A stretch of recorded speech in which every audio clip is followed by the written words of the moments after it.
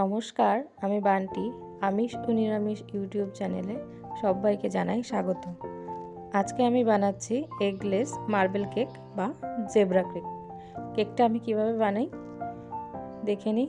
আমি এখানে eggless marble cake বানানোর জন্য 1.5 কাপ চিনি নিয়েছি একটা মিক্সির জারে, আর নিয়ে নিয়েছি 1 কাপ সাদা তেল, আর নেব 1 কাপ দুধ, আর তার সাথে 2 টেবিল চামচ মতো দুধ আমি এখানে একটু অ্যাড করে নিয়েছি।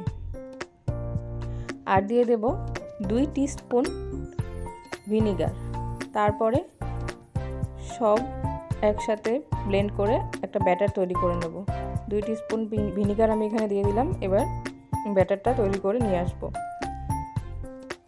আর যে আমাদের ব্যাটার রেডি। এবার একটা বাটির মধ্যে ব্যাটারটা ঢেলে নিলাম। তারপরে একটা ছাঁকনির মধ্যে 2 কাপ ময়দা আমি এখানে নিয়ে নেব, আর নিয়ে নেব 1 teaspoon baking powder, half teaspoon baking soda.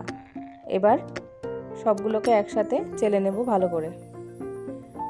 চালা হয়ে গেছে আমার। এবার চালা হয়ে গেলে ব্যাটারটার সাথে ময়দার মিশ্রণটা খুব ভালোভাবে মিশিয়ে নিতে হবে। এমনভাবে মেশাবো যাতে একটুও লাম্পস না থাকে। আমি এই খুঁটিটার সাহায্যে প্রথমে মেশাচ্ছিলাম, মেশানোটা ঠিক ভালো হচ্ছিল না, তাই আমি একটা হুইস্কের সাহায্যে ভালোভাবে ব্যাটারটা মিশিয়ে নিয়েছি। এই মেশানোর কাজটা আমাদের খুব সুন্দর করে করতে হবে।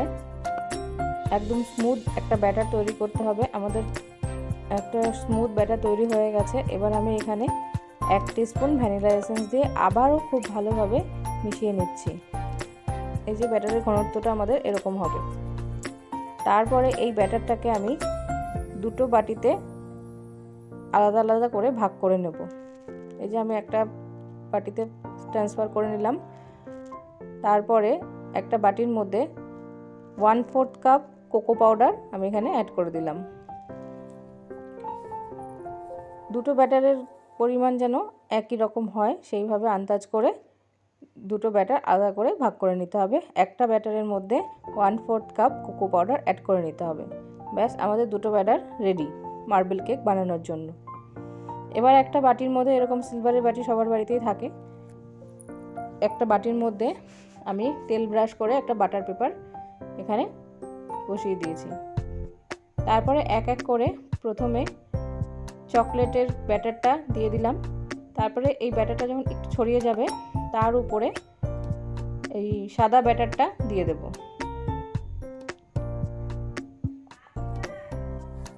খুব সাবধানে করতে হবে, তাহলে দেখতে সুন্দর হবে। আবার সাদা ব্যাটারের ওপরে চকলেটের ব্যাটারটা দিয়ে দিলাম আস্তে করে।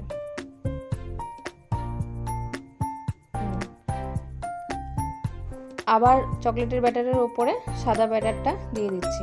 এইভাবে একটার পর একটা ব্যাটার দিয়ে দিয়ে আমাদের কেকের ডিজাইনটা তৈরি করতে হবে।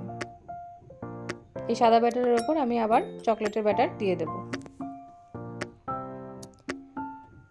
আমার ভিডিওগুলো যদি আপনাদের ভালো লেগে থাকে, আমার চ্যানেলটা সাবস্ক্রাইব করতে ভুলবেন না, আর ভিডিওতে একটা লাইক করে দেবেন, কমেন্টে জানাবেন কেমন লাগলো, আর ভিডিওটা শেয়ার করবেন। এইভাবে একবার সাদা ব্যাটার একবার চকলেটের ব্যাটার দিয়ে দিয়ে কেকটার ডিজাইনটা আমাদের তৈরি করতে হবে।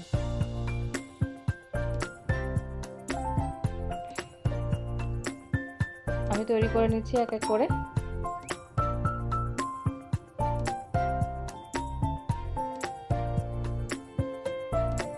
দেখুন কিভাবে একটার পর একটা দিচ্ছি, আর লেয়ারগুলো কত সুন্দরভাবে ছড়িয়ে যাচ্ছে। মাঝে মধ্যে একটুখানি ড্যাব করতে হবে, তাহলে লেয়ারগুলো একটু ভালোভাবে ছড়াবে আর এয়ার বাবলসগুলো চলে যাবে।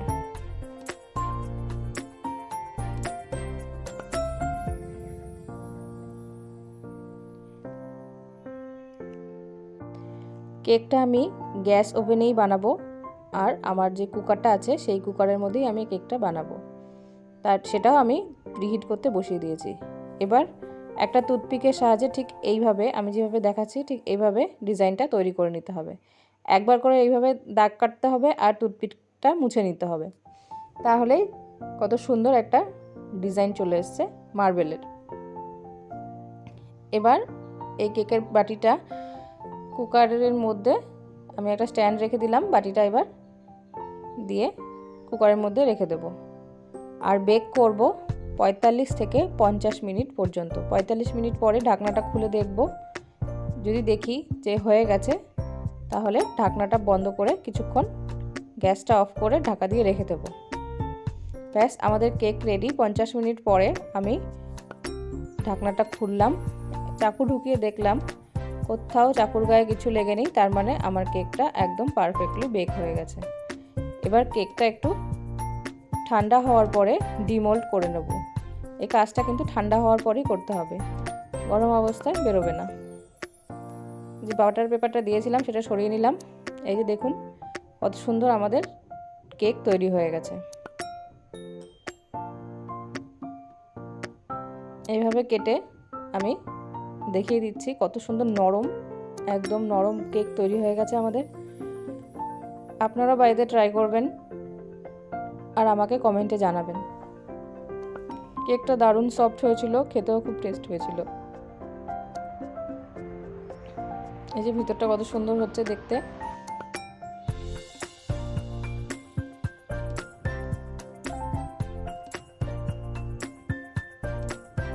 ভিডিওটা ট্রাই করবেন, কেকটা বানিয়ে আমাকে কমেন্টে জানাবেন, আর টেস্টটা কেমন হয়েছে সেটাও জানাবেন। ভিডিওটা এতক্ষণ দেখার জন্য অনেক ধন্যবাদ।